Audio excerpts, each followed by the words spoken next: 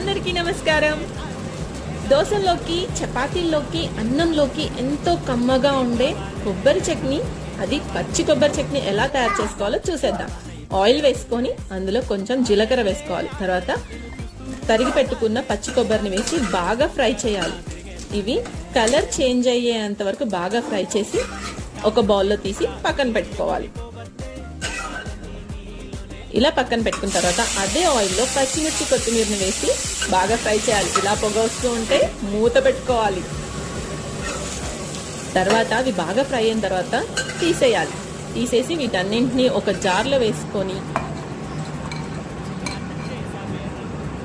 దాంట్లోనే కాసిన్ని వెల్లుల్లి రెబ్బలు వేసి మిక్సీ పట్టుకోవాలి. తర్వాత సాల్ట్, పెరుగు లేదా చింతపండు వేసుకోవచ్చు. వేసి మిక్సీ పట్టుకొని తాలింపు వేసుకోవడమే.